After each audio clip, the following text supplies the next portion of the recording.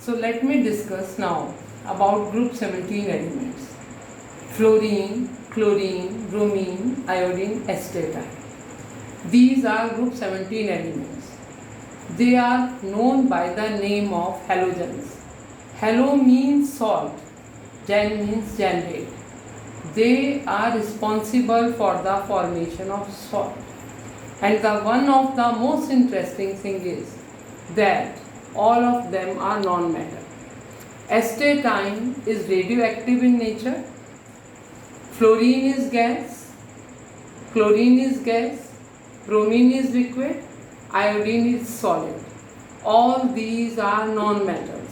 So there is a regular gradation in their properties. There is no metallic character at all. If we see their occurrence, they occur in the combined form, in the form of calcium fluoride CaF2, cryolite Na3AlF6, fluoropotatite Ca3PO4 CaF2. Dried C contain large number of sodium iodate, etc. There is a one ore of potassium that is known by the name of carnallite, KCl MgCl2 with 6 water molecule, that is also contain chloride. Then all the seaweeds, maximum number of seaweeds, they contain iodine in the form of iodate. If we look at their electronic configuration, their general electronic configuration is Ns2Np5. That means they need only one electron to acquire noble gas configuration. If we look at the ionization enthalpy, they are having very high ionization enthalpy because it is very much difficult to lose electron. They are having maximum ionization enthalpy in their corresponding period. Now, all these elements are having very high electron gain enthalpy, but there is one exception. The electron gain enthalpy of chlorine is more than that of a fluorine. Why? Because of the size of fluorine is smaller. The electron will be added in that of a 2p orbital, and already there are 7 electrons present, so they will cause repulsion with that of a incoming electron.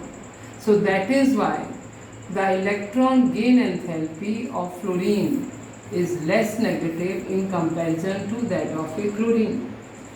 These elements are highly electronegative. Fluorine is the most electronegative element. I am already telling you that the electronegativity depends upon size. It is inversely proportional to size. As we move down the group, the electronegativity decreases. Next important factor which makes these halogens different from other elements is their color. They absorb radiation from the visible region. Fluorine is yellow, chlorine is greenish yellow. These are gases. Bromine is a reddish brown liquid. It will be used in the practical when we look for the organic chemistry practical. And iodine is violet. It is a violet solid in the form of very small beads. Now, there is a one more exceptional behavior of that of a fluorine. The fluorine is having very low bond dissociation enthalpy, although it should have highest bond dissociation enthalpy, but it is not like so. The reason for that, its small size. There is a repulsion among the electrons, so that is why it is having low bond dissociation enthalpy.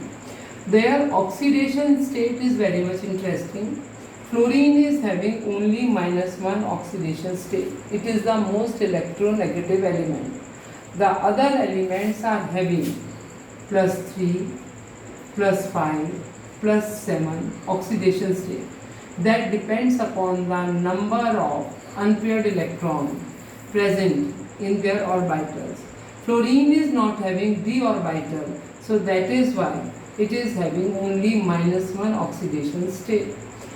The one more interesting property that these are halogens, but they combine with other halogens to form interhalogen compounds, and these interhalogen compounds are more reactive than that of a halogens because of their low bond dissociation enthalpy. Fluorine is anomalous. It is the strongest oxidizing agent. Fluorine is the only element which can react with water and oxygen is released.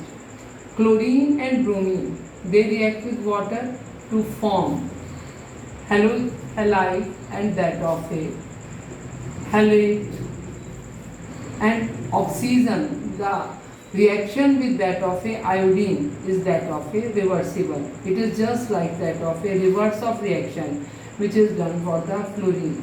Now you go for the other topics. If there is any problem, let me know. All these are very easy. In organic, it requires a lot of learning. So go through the chapter very thoroughly and you get direct question from this chapter.